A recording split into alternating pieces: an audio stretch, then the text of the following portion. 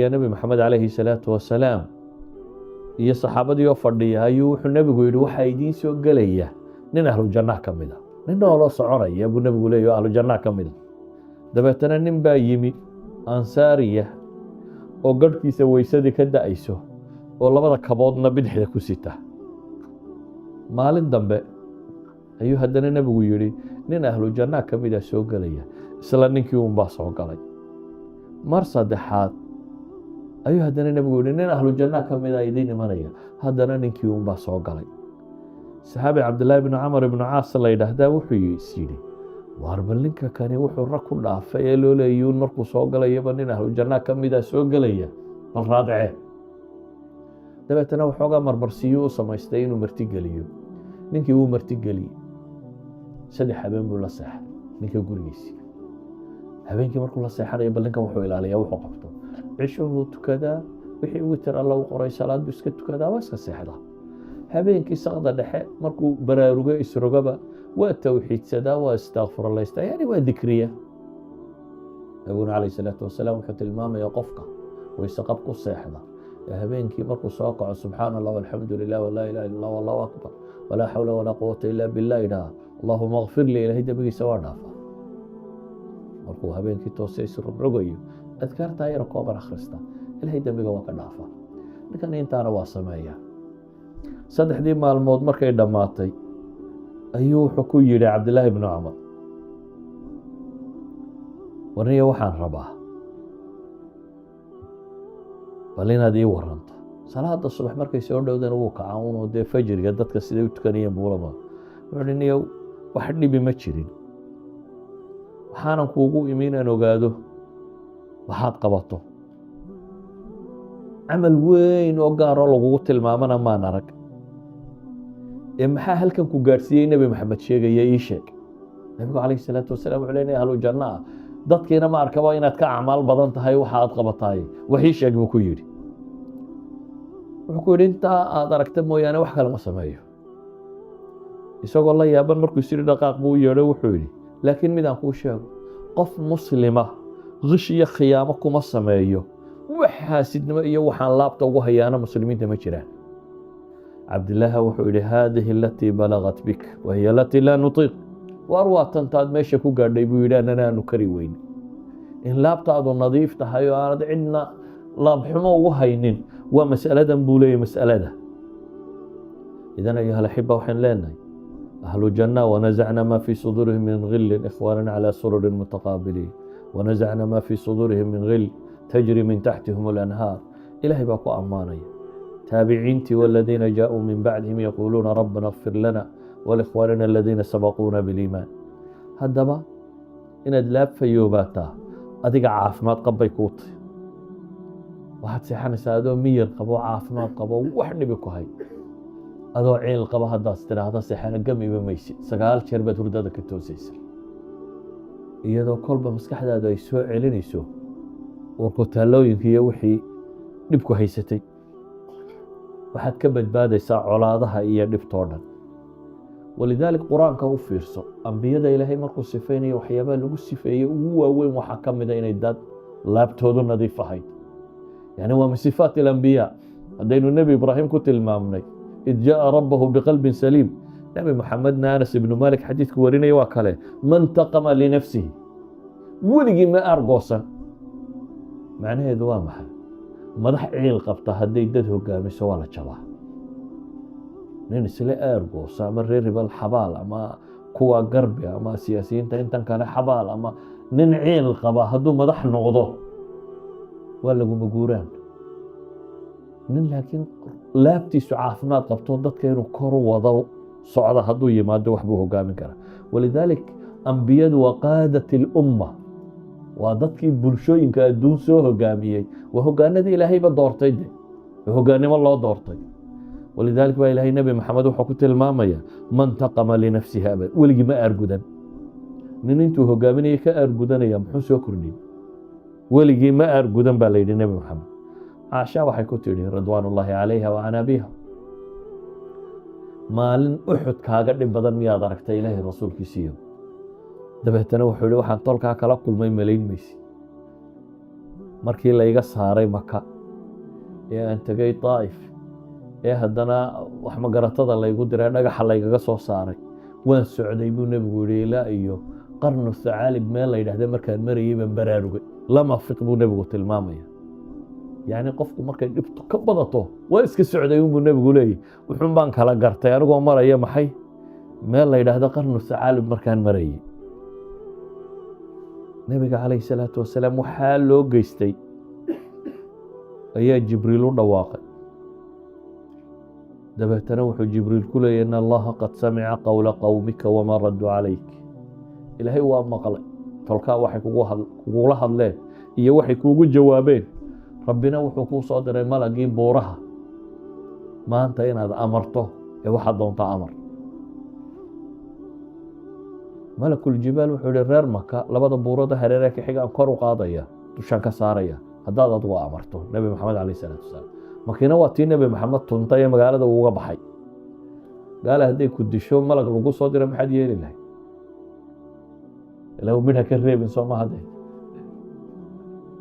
nebi maxamed calayhi salaatu wasalaam iyagoo gaala ah oo magaalada ka saaray oo dhibtaas qabsatay oo kuwii kale soo eriyeen ayuu wuxuu leeyahy bal arju an yukhrij allahu min aslaabihi man yacbud allaha waxdahu walaa yushriku bihi shay maya ilaahay baan ka rajo qabaa inuu dhabaradooda iga soo saaro kuwa ilaahay keligii caabudo towxiidsada waan cidna ugu shirik yeelin amal kaasuu qabaa mustaqbal madoobi uma muuqdo inkastoo la diiday qalbigiisuna ma buko waa argooso iyo nimankii waxaa kugu sameeyey adna aakhiro ku hubi ma aha ee aadanaha inuu naar ka badbaadiyo guntigaan idan hayaa buu nebigu leeyahy oo naartaan idinka xejinaya idan xagga naarta u sii yaacaysaa saa daraaddeed buu maalintii uxud markii dhibtu soo gaadhay uu godka ku dhacay ee koofiyaddii gashay ee iliga hoose laga jebiyey salaadihii fadhi uu ku tukaday ee dhibtu qabsatay ayuu nebigu wuxuu ihi allah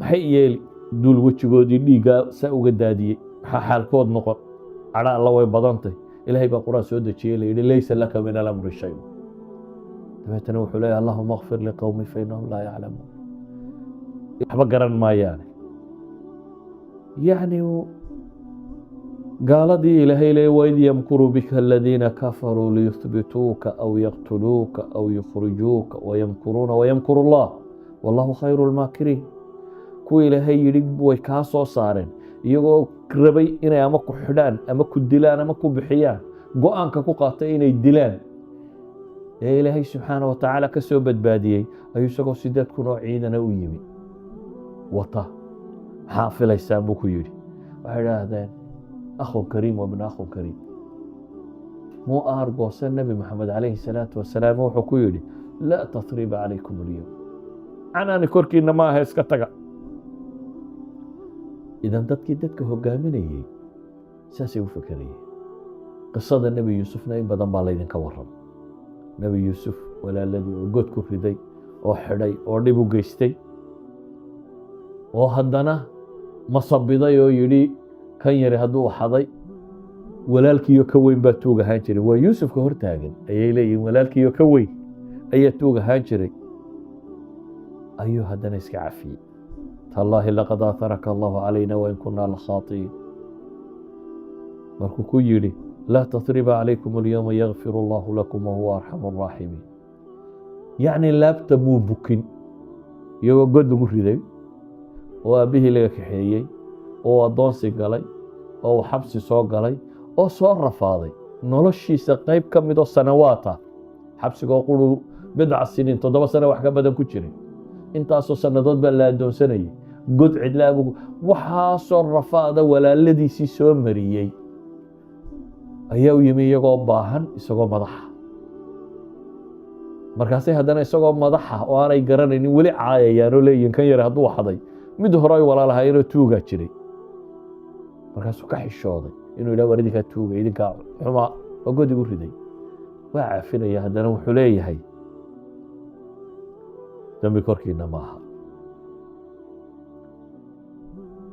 bal waxay culammadu yidhaahdaan wuxuu ilaaliyey khawaatirtooda oo markuu ducaysanayey xataa ma odhanin ilaahay ana jeelka iga soo saaray idinkana abaarta idinka keenay ilaa abaar baa ku dhacday labadaba waa asturo kaana waa iska dhaaf ilaahay godkayga soo saaray ma odhanin wuxuu yidhi ilaahay jeelkaiyo godkaygamaa xun god cidlaabaa xun jeelka dadba ku noole god cidlo labadegaa haddii lagugu rido dee jeel ka daran laakiin isagoo rabbi rabo wuxuu nimco siiyey inuu ka warramo ayuu wuxuu ilaaliyey khaatirka walaaladii godkaayo haddii la sheego dee walaaladii xaalkoodii baa soo baxaya dabeetana uu iska daayo gaaladu intay u geysatuu sheegay ilaahay anigana jeelka iga soo saaray idinkana mu odhanin abaarta idinka keenay ee wuu asturay idinkana baadiyaa idinka keenay buu leeyay yani wuxuu diidan yihin wax hangaruufo ah isaga iyo walaaladii maxay inay dhex maraan min bacdi an nazaqa shayطaanu beynii wa bayna ikhwatii mu odhanin markaa dhibta ii geysateen markii aniga iyo walaalkay shaydaanna dhex maray buu leeyahay aniga iyo walaaladay shaydaanna dhex maray idan waa nebiyadii malaha waxaa laga yaabaa inaad tidhaahdaan de anaguma nebiyaanu gaadhina qaaraan nebi ahayn aan ka warramo oo qur-aanka ka warramo ilaahi subxaana wa tacaala qur-aanka wuxuu kaga warramaya qiso hore fi suurati yaasiin suuratu yaasiin ilaahay wuxuu ka warramay 3 rasuul oo magaalo loo diray rasuul baa la diray markaasay beeniyeen mid labaad baa laga daba diray markaasay beeniyeen mid saddexaad baa laga daba diray 3 rasuul baa la beeniyey 3 rasuul markii la beeniyey ayaa ilaahay qur-aanka wuxuu kaga warramayaa nin kale oo aan isaga rususha ahayn وجاء من أقصى المدينة رجل يسعى قال يا قوم اتبعوا المرسلين اتبعوا من لا يسألكم أجرا وهم مهتدون إلهي وحول مقالة حقا وردن بيسوى حكي منين وقهرين نين قوبت جوغيبا ما أهين وركا قاري النبي الذي دابا تنوس حلقة حلمو إسصار هل كاسو يمي با إلهي وحكا إلهي الراعي قابكو يمي ما هين نين عاجسة isagoo rooraya oo inuu arrintaa wax ka qabto raba ayuu yimi baa ilaahay yidhi wajaa min aqsa almadiinati rajulun yasca wuxuu ihi wartoonkayow waa raaca rasuullada cidaan waxba idinka doonaynin idinna hanuuninaysa aadanuhu inta badan soomaalidu maxay odhan jirtay wadaadka wacdigiisa waxaa ka dambeeya maxay waxisi markaa wacdigan hore dadka mari maaya mar haddaad waxisi la daba taagantay waa kollay dantu wataa uma waxii dhiiba weeyaan kan ilaahay wuxuu ku sifeeyey inaanu taa wadanin wuxuu leeyahay waa raaca rasuullo idinna hanuuninaya waxna aan idinka doonaynin aadana haddii xagga jeebka laga maro wasgeejiyaa qofkaad rabto qalbigiisa inaad furato inta badan ha isku dayin jeebkiisa inaad furato dabeetana waxaa rabbi ku yidhi waa diideen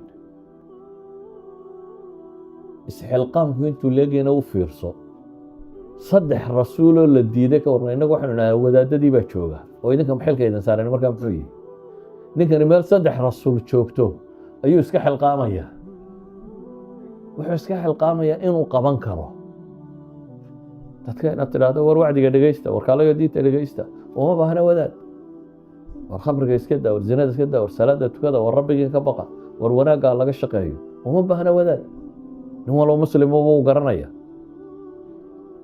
laakiin isxilqaankaa yaraaday dabeetana hal wadaad ama muxaadaro jeediya ama imaam kelmad yidhaahdaa diintii baa laga dhigay asalkuna wuxuu ahaa dadka muslimiinta oo dham inay diinta iska xil saaraan waxaa gaala idinka idin sugayaa aakhiro su-aashooduna khatar weeyaan inay yidhahdaan ilaah way nala joogeen oo jeebakaygay baadhan jireen waxba noomay sheegin way noo soo hunguri doonteen diinba noomay sheegin waa su-aal khatara ninkan ilaahay wuxuu yihi meel fog buu ka yimi isagoo roorayuu yimi caynkaasaanuu yimi haddaba intaasoo dham iyadoo cajaba wax kasii cajab badan baa ilaahay sheegay waxay culammadu yidhaahdaan ninkani mabdi'iisi buu casdaystay wamaa lii laa acbud maxaa aniga aan u caabudi waayo rabbiga iyo cidka mabdi'iisii oo dhan buu caddaystay kadibna isagii bay dileen waa la dilay meeshu meel sahlan maahayn meesha ninkan iska taagay waa meeshaa keensatay in la dilo waa la dilay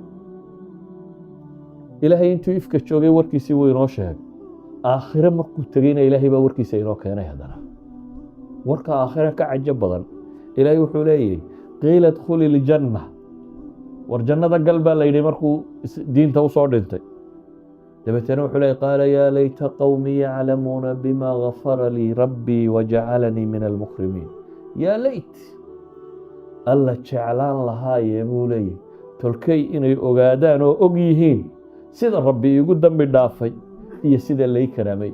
kuwii dilay buu weli khayr la rajaynayaa, laabtaan bukin. kuwii dilay ayuu khayr la rajaynayaa. adigu hadday gaala ku disho oo dad diinta diidan ay ku dilaan oo hadda aakhiro qabato oo ilaahay wax ku weydiiye maxaad odhan lahay? waxaa laga yaabaa inaad odhan lahay bal jannadu horta hay dambaysa raggii aanu sheegnay rabbow godka naareed ku hubi.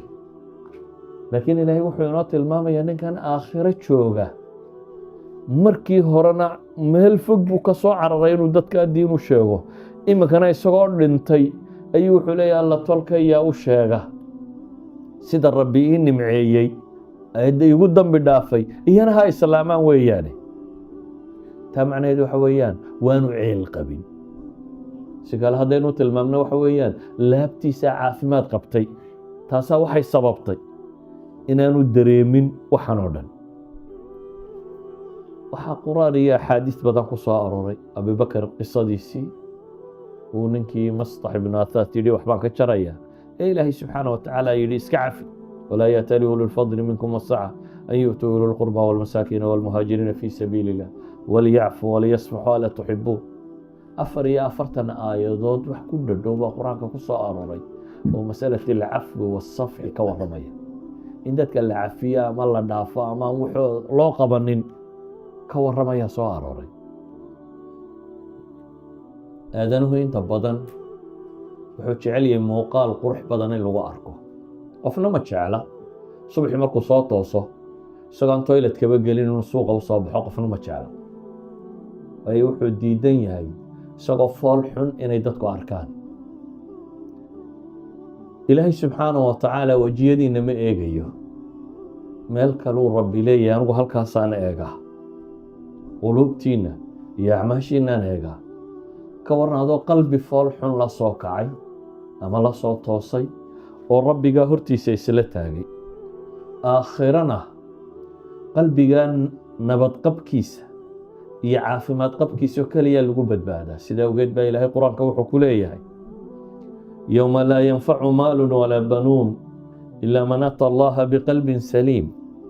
maalinta aan adduun wax tarin qof ula yimaada mooyaane rabbigii qalbi caafimaad qaba. ilaahay subxaanahu wa tacaala markuu saxaabadii sifeynaya waxaa lagu tilmaamay muxamadun rasuulu llah waaladiina macah ashidaaءun cala alkufaar ruxamaa'un baynahum taraahum rukacan sujadan yabtaguuna fadla min allahi wa ridwaana. nebi maxamed waa ilaahay rasuulkiisii baa la yidhi, isaga ammaan waxa ugu filan masaladaasoo keliya inuu ku rabbi doortay yahay. saxaabadase 3 sifa ilaahay siiyey subxaanahu wa tacaala. sifa waxa weeyaan xidhiidhka ilaahay la lahaayeen oo ilaahay wuxuu ku tilmaamaya taraahum rukacan sujadan yabtaguuna fadla min allahi wa ridwaana. waxaad arkaysaa iyagoo rukuucsan oo sujuudsan oo ilaahay subxaanahu wa tacaala raalli ahaanshiisa iyo dheeraadkiisa raadcaynaya. kaasi waa xidhiidhka iyaga iyo rabbigood ka dhexeeya. makhluuqaadkan dunida kor saaran siiba aadanaha ilaahay 2 qaybood buu u qaybiyey. qayb waxaa la tilmaamay waa qayb gardarro badane waa rag iska dhiciya baa la yidhi, adag oo iska dhiciya wax waa qolada gaaleed. qaybta kalena ilaahay wuxuu tilmaamay mu'miniinta ah inay ruuxamaa u yihiin, dad u naxariista, dad col isuma naxariistaan, dad aan laab fayoobi isuma naxariistaan, dad aan wanaagga isla jecelaynay isuma naxariistaan.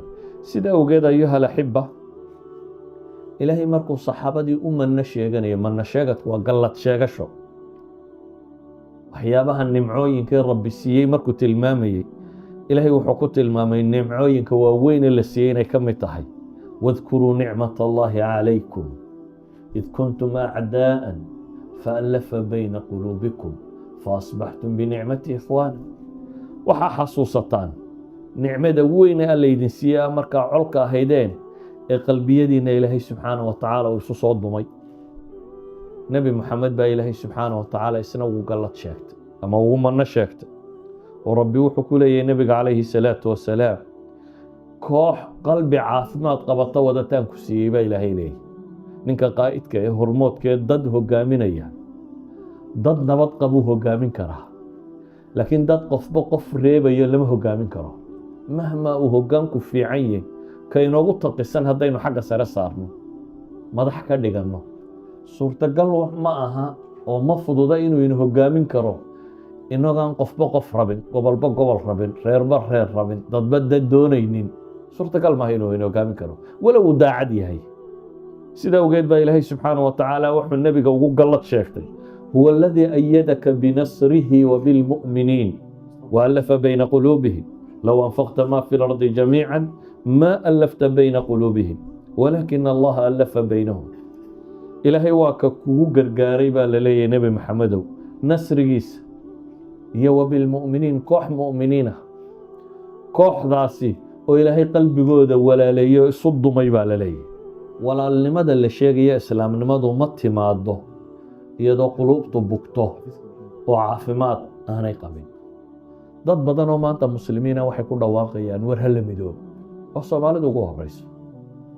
soomaalidu way soo kartay, dhib tiro badan baa soo gaadhay, in rubuc qarni ka badan ayay dhulka taallay. hadda dad badan baa waxay leeyihin aan dib u midowno. haddaynu bukno miyaynu midoobi karnaa? su-aashu waa taa. qofkii laabtiisu caafimaad qabtaa ka fardan qof qura xataa hadduu yahay wuxuu seexdaa isagoo caafimaad qaba, isagoo aan noloshiisu warwariyo tiiraanya lahayn, isagoo aan laabtu huraynin. dadka badh baa waxay seexdaan iyagoo cadho la gamila. maalinba warka yare uu soo maqlo ama fadhidu ku dirarka inta laga lahaa hurdadaba ka qaadaa, isagoo ciil qabu sariirtiisa tagaa. haddaba waxaan leenahay qofku hadduu calooshu bukooto ma noqdo qof bulshada la noolaan kara. ilaahay subxaanahu wa tacaala markuu nebi ibraahim inooga warramay baryadiisii, fiirso, nebi dhan oo rabbi soo diroo ilaahay baryaya muxuu leeyahy: walaa tukhzinii yowma yubcahuun yowma laa yanfacu maalun walaa banuun ilaa man ata allaha biqalbin saliim. ilaahayow hay hoojinin buu leeyay maanta dadka la soo saarayo, maalinta aan xoole iyo caruuritoona wax tarin, maalinta qofka quree badbaadaya uu yahay qof caafimaad qaba laabtiisu. culammadu waxay idhaahdaan meesha tan markay joogaan waxay idhaahdaan salaamatu alqalb waa laba shay. midna waa salaamatu alqalb laga qaado inaad shirki iyo xumo kale ku jirin, laabtaadu inay ka caafimaad qabto gaalnimo iyo qurunkeedo ilaahay towxiidkaad u khaalis yeesho. midna waxay idhaahdaan waa salaamatu sadri ah, in makhluuqaadka siiba dadka mu'miniintii inay kaa nabad galaan oo aanad maxay wax laabxumo iyo dhib aanad u hayn. walidaalika nebi ibraahim ilaahay qur-aanka markuu ammaanayey waxaa la yidhi: waina min shiicatihi laibraahim id jaaa rabbahu biqalbin saliim. nebi nuux kooxdiisa waxaa ka mida baa ilaahay yidhi, dadka jidkiisii haya nebi ibraahim baa ka mida. id jaaa rabbahu biqalbin saliim baa ilaahay yidhi, markuu rabbigii ula yimi qalbi saliima. idan ayuha alaxiba, in qalbigaagu caafimaad qaba aday kuu tahay caafimaad qab. walidaalik aakhiro dadka jannada ku jira nicmaysanaya xanuunka ilaahay wuxuu qur-aanka inoogu sheegay inay ka caafimaad qabaan. macnaheedu waxa weeyaan nicmadii jannada inaanu dhadhaminaynin qofka laabtiisu ay nooca kan tahay. saa daraaddeed baa ilaahay wuxuu leeyahy haddaabay dhacday in dhibi jirto janno ilaahay u qoray kuwa laga siibaa buu noqonaya. wanazacnaa maa fii suduurihim min ghill ikhwaanan calaa sururin mutaqaabiliin. waxaanu ka siibnaa baa ilaahay yidhi wixii laabtooda uu xumo ku jiray. macnaheedu waxa weeyaan saaxibu nicma maaha qofka laabtiisu bugtaa, xataa fi dunya markaa kuma aha. haddaad rabto ahlu jannu siday u nool yihiin oo kale inaad u noolaato adoo adduunka jooga, noqon maxay mid laabtiisu caafimaad qabto. ahlu janna ilaahay wuxuu ku tilmaamay wahuduu ila ayibi min alqowl. war xunba ma maqlaan, halkan war xuno badan baad maqli, laakiin waxaad u baahan tahay inaad laabtaada ka shaqayso. markaan dib ugu noqonno saxaabadii أنصار يا مهاجرين إلهي قرآن كوكو أمانة مهاجرين والله أماني أنصارنا والله أمانة أمان تودا ونقن مايو إلهي وحكرا أماني كوي إيجا راعي أنصار يا مهاجرين كوي راعي كوي راعي محاو على مضى إلهي سبحانه وتعالى لبا شيء بكو تلمام من وين الرب قد بري أيام وكحرين والذين جاءوا من بعدهم يقولون كوي صحابة الدبدين يمي وحي أورانا ينبا إلهي يري ربنا اغفر لنا ولإخواننا الذين سبقونا بالإيمان إله نورنا حريصا النغا إيا ولا الذي نغوه الرئي إيمانك نغوه الرئي مسلمين تهور الانتي ولا تجعل في قلوبنا غلا للذين آمنوا أنت مؤمن كي أما أنت تشوكتا ما يمن دونتنا إله الله ابتيادا حمها وقليني هذا بقى أيها الأحبة هذه مؤمنين كدن بيسي صحابة علامة كان لو قد إلى قيام الساعة تتكبر بما أنت النور مسلم كي هوري لغا روغي لأي مسلم كي هوري انتي لغا روغي لأي بل أين تودي وقوم مدنيت سميدا مقال قال أبي بكر إيو عمر إيو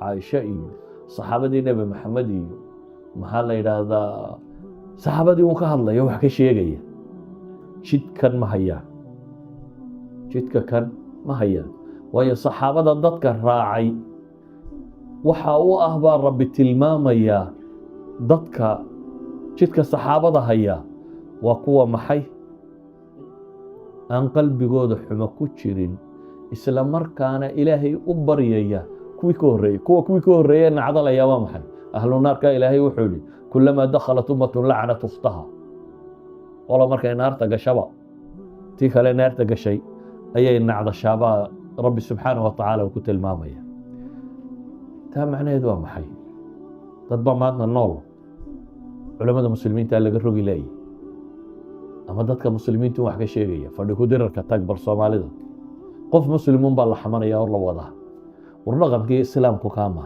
dhaqanka islaamku waxa weeyaan ربنا لا تجعل في قلوبنا غلا للذين آمنوا قويلا إله الله ابتيضا حما هوغلين انتي إيمانك لغا هلاي وكوا سيداسي كدو عيسانية نبي الله محمد عليه الصلاة والسلام وحينات المامية صفوة الله المختار كو إلى هاي الدور طيف يعني وكوي سؤال بقى النبي قال له ويدي عليه الصلاة والسلام حديث ابن ماجه يبيهقي في شعب الإيمان ورنا يا شيخ البابني صحيح كنت المامي قيل لرسول الله صلى الله عليه وآله وسلم أي الناس أفضل قال كل مخموم القلب صدوق اللسان قالوا صدوق اللسان نعرفه فما مخموم القلب قال هو التقي النقي لا إثم فيه ولا بغي ولا غل ولا حسد نبي عليه الصلاة والسلام وحل ويدي ضدك يا أم ضن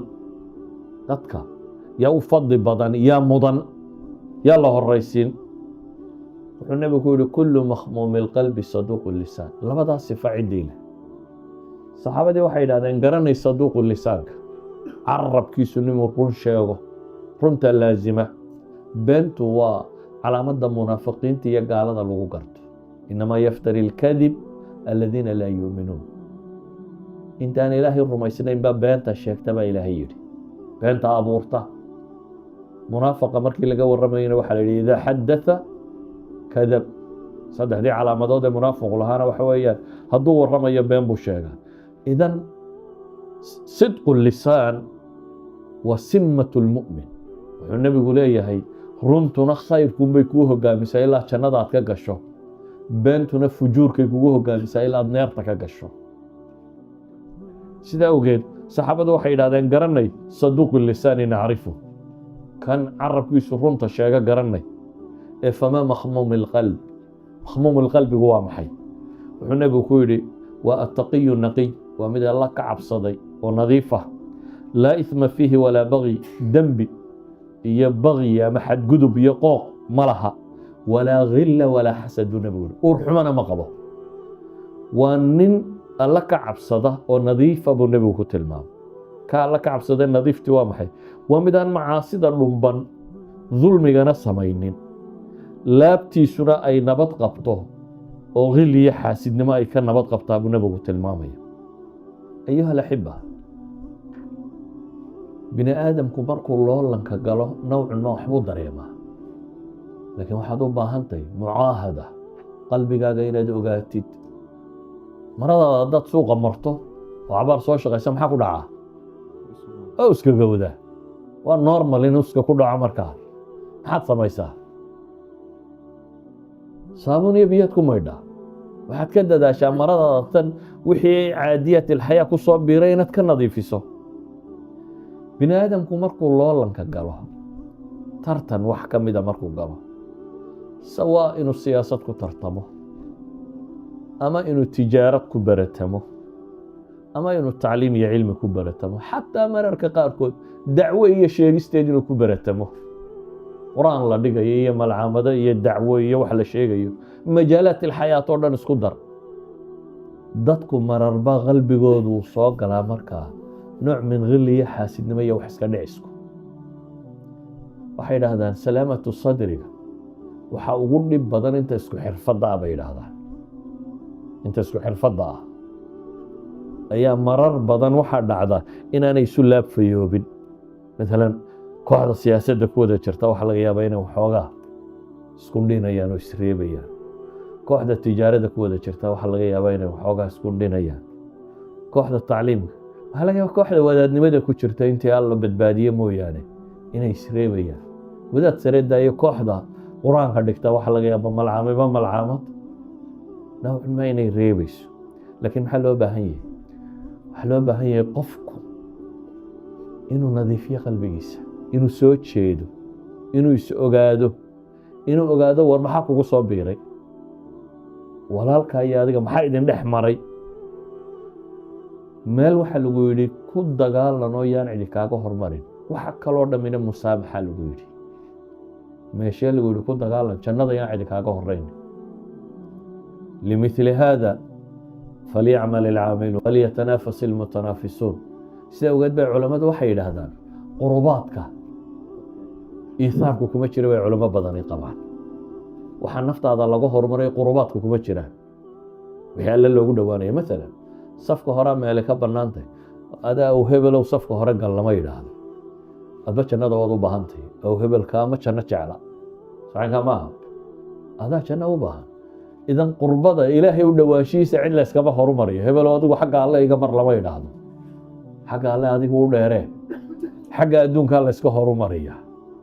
adduun markuu wuxuu yahay ee adduun ku saabsan yahay baa cidda kale la yska horumariya.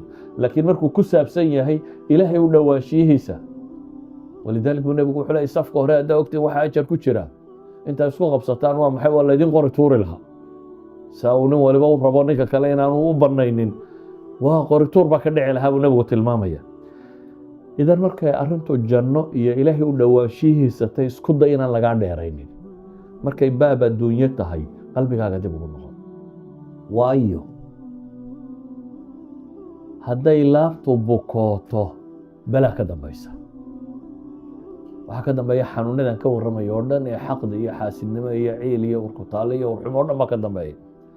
waxaa ka dambeeyo intaa kaaga daran in xataa acmaashii adduun ama laga aqbali waayo ama ilaahay toobad kaa aqbali waayo. maala nebigu calayhi salaatu wasalaam wuxuu leeyahy xadiidka muslim warinayo, albaabada jannada waxaa la furaa khamiista iyo isniinaha. waa maalmuu nebigu soomi jiray inta badan. waxaanu naqaanaa ramadaanna in la furo. hadiyo goor soonta iyo albaabada furistoodu in badan baa nusuustu isku xidhaa. albaabada cirka iyo kuwa jannadaba waxaa la furaa maxay? maalmaha kan fayugfaru likulli cabdin laa yushriku billaahi shay-a. ilaahay wuxuu dembigiisa dhaafaa qof kasta oo mu'mino ahlu tawxiida. laba laakiin ilaahay wuxuu dhaha iyaga arrinkooda dib u dhiga. wa ayo kaanat baynahu wa bayna akhiihi shaxnaa'un fayuqaalu andiruu haadayni xataa yasطilxa. laba walaaloo isa sudhnaa oo uurxuma jirtay, iyaga waxaa la yidhaahdaa dib u dhiga. marka adduun qura waayi maysid. adduunyadu dee markay cidhiidhiga gasho waa luntaayeenoo colaad iyo beliya baas baa ka rabtay. laakiin adduun qura waxaad waayeysaa maahe waa maxay? dembi dhaafka allaad waayeysaa. sidaa ogeed waxa fiican ilaa man ata allaha biqalbin saliim buu qur-aanku tilmaamayay. ma liibaana aakhiro nin la yimi qalbi caafimaad qaba mooyaane. xaasidnimada iyo xaqdiga iyo colaadda iyo reebninku bal fiiri, ama daymood ama dhugo ama eeg, inta waxa uu inaga reebayo, inta dhiba uu kuu geysanayo. dadka laabtoodu caafimaad qabto nebi maxamed wuxuu ku tilmaamayaa jannada sufuufta hore inay ka mid yihiin. nebigu calayhi salaatu wasalaam wuxuu leeyahy kooxda ugu horeysa jannada gelaysa sida leylatulbadriga 14 dayaxoo ah ayay u galaan. kooxda ku xigtaa buu nebigu yidhi xidiga ugu iftiinka badan le sidiisoo kale iyagoo u muuqda ayay galaan. kuwan calaamadoodu waa maxay? wuxuu nebigu ku sifeeyey quluubuhum calaa qalbi rajulin waaxidin la ikhtilaafa baynahum walaa tabaaqud. kuwan qalbiyadoodu waa sidii nin qura baa ilaahay leeyahy oo wax khilaafa iyo wax isu cadhaysi iyo kuma jiraan. idan waa dad laabfayow baa laleeyahay kuwan jannada xagga hore ka gelayaa buu nebigu ku tilmaamaya calayhi salaatu wasalaam. deetana wuxuu sii sifeeyey waxay nimco helayaan oo dhan. labadan aayadood mala aan idinku khatimo. ugu horeyn bulshada muslimka ah hadday laabto caafimaad qabto colaadidee ma jirto. colaadi waxay timaadaa maxay? markay laabtu bokooto. soomaalidu maxay tidhaahdaa gacantu intaanay xumaan afbaa xumaada. afxumaa ka horeysa maxay? gacanta. hadday laabtu caafimaad qabto dadku nabad buu ka shaqeeya, colaadaha iyo dhibta iyo mashaakil uma timaado. sida awgeed baa ilahay wuxuu ku tilmaamaya dadka mu'miniinta inay yihiin mathalu lmu'miniina fii tawaadihim wa taraaxumihim. dadka mu'miniinta isu hilowgooda iyo isu naxariisadkooda iyo isjacaylkoodu wuxuu la mid yahay sidii jidh qura oo qaybe hadday xanuunsato qaybta kale soo jeed iyo xanuun ay la qabto. haddaba ba labadan aayadood ila fiirso. labadan aayadood waxay ka waramayaan qiimaha ay leedahay laabtu inay caafimaad qabto. mu'miniintuna xoogoodu inuu mas'aladan ku xidhan yahay. ilahay wuxuu leeyahy haddaa idinku laabtiinu caafimaad qabto waxa gaale iyo munaafiqiini mareegayso oo dhami waxba idinma yeeli karaan. haddaydanse laabtiinu caafimaad qabin idinkaa isdiliyo isku madhanoo kuwa kalena weydin gumaysan. markaa waa laba aayadood qur-aanka tilmaamaya. aayadda koowaad ilaahay wuxuu leeyahay in tamsaskum xasanatun tasu'hum wain tusibkum sayi'atun yafraxuu biha wain tasbiruu watattaquu laa yadurukum kayduhum shaya in allaha bima yacmaluuna muxiit. gaalkiiyo munaafiqa ilaahay wuxuu yidhi haddii wanaag idin haleelo way ka xumaadaan, hadday dhibi idinku dhacdana way ku farxaan. waa calaamada gaalka iyo munaafiqa lagu yaqaano. ka waran adigoo muslima haddaad saa noqoto, haddaad reer hebel marka la gumaadana faraxdid, markay guulaystaanna naxdid, muslimiintu markay guulaysato naxdid, gaalku markuu ka guulaysto faraxdid. waa sifadii gaal iyo munaafiq ilaahay ku sheegay baad adigu qaadato. si awgeed baa ilahay wuxuu leeyahay kuwa gaaleed iyo munaafiqeed haddii wanaag idin haleelo way ka xumaadaan, hadday dhibi idin haleeshana waa ku farxaan. kaasi waa iyaga iyo qaabkay u fikerayaan. laakiin idinka maxaa dhacaya? haddaa idinku sabartaan, ilaahayna ka cabsataan oo walaalnimadiin iyo alla ka cabsigiina uu jiro, laa yadurukum kayduhum shaya. waxa ay dhib wadaan oo dhami waxba idinma geysan karaan. u fiirsa aayadda qur-aan hadda, laa yadurukum kayduhum shaya baa ilaahay yidhi. waxa makriye ay xadhig wareeg wadaan oo dhan waxba idinma yeeli karaan. waayo in allaha bima yacmaluuna muxiit baa ilaahay yidhi. waxaan ay wadaan ilaahay waa ogyi. ilaahay baa koobay baa la yidhi ka seexda. haddii laakiin cagsigu uu dhaxo maxaa dhacaya? ilaahay wuxuu qur-aanka ku leeyay waatiicu allaha warasuulah. alle iyo rasuulkii aqbal. waa jidka walaalnimo iyo caloolfayoobaad iyo waxaan idinku dhacayaan. walaa tanaasacuu fatafshaluu watadhaba riixukum wasbiruu in allaha maca saabiriin. ilaahay wuxuu ina leeyahay alle iyo rasuul baa adeeca. والنزاع هي إسقبسك إسكداي نزاع هي إسقبسك وحي ما دمرك إذا لا بحماط دبتنا والله إسقبصها حاكا رتب مية مركي هوري محل يري وإن تصبروا وتتقوا لا يضركم كيدهم شيئا مركنا محل يري مركي لا بحماط عولاد دي دغالدو دخدينا كدعان فتفشلوا وتذهب ريحكم ما إلهي كلمة الفشل في اللغة ضعف قال لي هذا والليدن دونتان دولة نمدي نية حوق إنه يتقي دونتا با إلهي ما أنت عالم الإسلامي محاكا جرا مركا هراء على وشا حماطي كدبنا والله اسقبطي كدبنا والله استيلي كدبنا قال كالو كلا ديري كدبنا والله ضعيفي كدبنا دولة نمدي با لواي كدبنا والله نقوميست مركي هراء نوحا لينا يدي لا يضركم كيدهم شيئا مركي نوحا لينا يدي محي فتفشلوا وتذهب ريحكم هذا أيها الأحبة قف أهان هذا مركز طاهي هذا تربطين هذا عافمات قبطه جامعة ليدز اكتينا كتالا بروفيسور كميدا وحوي إعلامي إنه لقى يو كورس كسابسا عافمات قبطه اللابط يددكو إنه إسعافيان يو مسامحة oo dabeetana wuxuu leeyahay xanuunada ugu badan ee bini'aadamka dhaca cuqadka nafsiga ka dhashaan buu leeyahay haddii dadku laabtooda caafimaad qabto caafimaadka faafaya korska markiiba saacadu ku buuxsamay baa leeyahay dadkuba waa bukaa yani waxaan leenahay intaan Leeds iyo meel kale laynooga sheegin ilaahay baa wuxuu inoo sheegay hadday laabteenu caafimaad qabto kow inaynu inagu caafimaad qabayno ورد فيعا يا علول فيعا يا عبادة فيعا الرب أقبله يا واحد كو عبادة سنسو الرب كاياله يا دتك مسلمين توكو أقبله دتك قفك اللاب تحانا لما علاديان لكن تتفور تتكبا يا بلدك النعضة أدنا انتنو قيساد أدنا انتن كو قيساد مرة ماتو لكن دتك مسالم كان دتك رولا نبت قليا وابد بادية ولا مسالم وده إذا قف أهانتادا وادكو عافماديس داي لابتادو عافماد قبطو واحتر باي كوتاي دينها هي عافماد هانا دنيا هانبا ومر لبادي كبلشا أهان شريتان كين وحو كحرين يهي إن بدانو كمدي لابتين إني عافماد قبطو إلهي باي نو بلان قادي هداينو سيدان نهايو الصبر يتقوى إيا لكعبسي ونقوشرو كيتك عدك لودو أردمينان وحين يالينين haddiise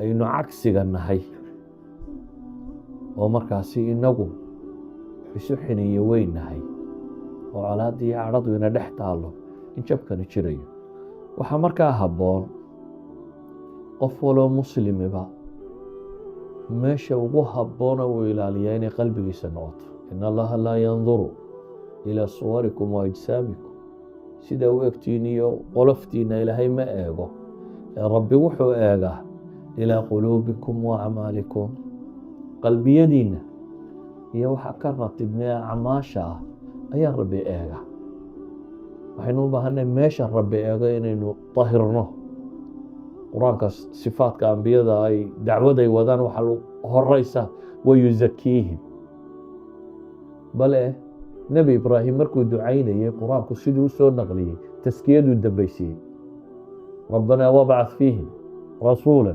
يتلو عليهم آياتك ويعلمهم الكتاب والحكمة ويزكيهم ويا إلهي مركو شاقين دعوة وأقبلي سدح دا آيات كلك والرمية تسكيده الرئيسية علماء وحيد هذا لفتة قرآنية باكو شرطة إن تسكية القلوب كهر رئيسه تعليم الكتاب والحكمة تلاوة الكتاب تبليغ يدوية أما تعليم الكتاب والسنة أين كهر رئيس محي تسكية القلوب قلبي هذا لا نذي فيه الله الرب أيه قد أفلح من زكاها وقد صاب من دساها بإليه وحلي باني عند نفتي سطهرته إنها لا تعمل أبصار ولكن تعمل قلوب التي في الصدور إنها الله ما بيلا وحلا بيلا ربي ليه هو لابتا الله بيلا laabta haddaad la adahay indhahooda waxaa ka sokeeya indhamaha. laabta indhahoodu waxay arkaan marka wixii rabbi jecel yahay, wixii rabbi jecel yahay ayay arkaan. waxa rabbi jecel yahay haddaad aragtana thawaabka iyo ajarkaad helaysaa kaala weyn wax kastoo laguu geystay. in dhib lagu gaarsiiyo adna aad intii goosato waxa ka ajar weyn. walaman sabara wagafara ayaa ka ajar weyn. ayuha alaxiba, kelmaddan qaybteeda hore waxaan ku soo koobayaa inaynu maxay rabbigeen tala saaranno oo uu ahaado waxa mudnaanta aynu siinaynaa laabteennu inay caafimaad qabto. in laabtu caafimaad qabto maxaa kugu saacidaya? mal asbaab maxay markaad samayso ayay noqonaysaa laabtaadu inaad caafimaad qabtaa. in shaa allahu tacaala waxaynu ka dhigi darsun aakhar. wasala allahuma calaa muxamadin wacalaa aalihi wasaxbihi wasalam walxamdu lilaahi rabbi alcaalamiin.